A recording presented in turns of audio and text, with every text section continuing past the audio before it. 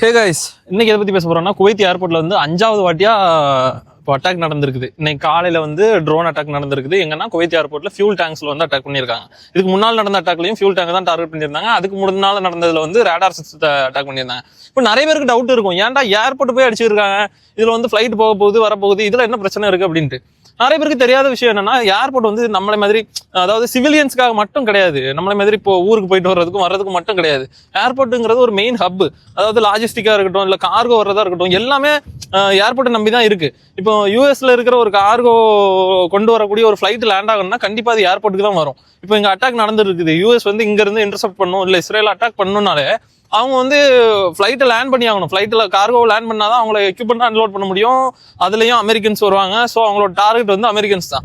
So நீங்கள் வந்து ஏர்போர்ட்டை சும்மா அடிக்கிறாங்க எந்த காரணமும் இல்லாமல் அப்படின்னு நினைக்க வேணாம்.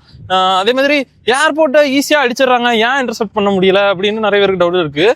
ஏன்னா மற்ற இடத்த விட ஏர்போர்ட் அடிக்கிறது வந்து அவங்களுக்கு ஈஸி. ஏன்னா இப்போ ஒரு ரேடார் சிஸ்டத்தை அடித்தாலும் சரி, ஒரு ஃபியூல் டேங்க் அடித்தாலும் சரி, மற்ற இடத்துல இருக்கிற மாதிரி இந்த இன்டர்செப்ட் பண்றதுக்கான எக்யூப்மெண்ட் வந்து ஏர்போர்ட் பக்கத்துல ரொம்ப இருக்காது.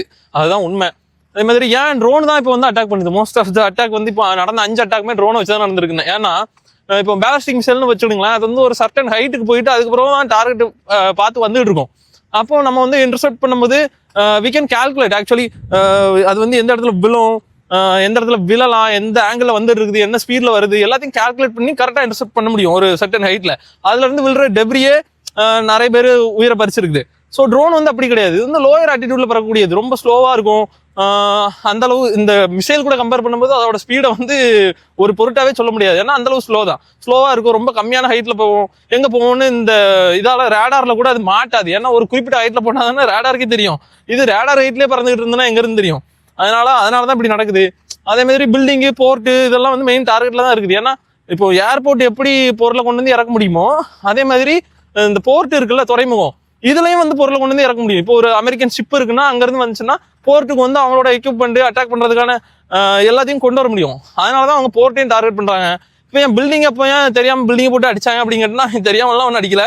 அவங்க வந்து யூஎஸ் ஆர்மியில் உள்ளவங்க அவங்களோட டார்கெட்டு. ஸோ மேபி அதில் வந்து யூஎஸ் ஆர்மியில் உள்ளவங்க யாராவது வந்து தங்கியிருக்கலாம். ஸோ அவங்க வந்து பில்டிங்கை டார்கெட் பண்ணியிருக்காங்க.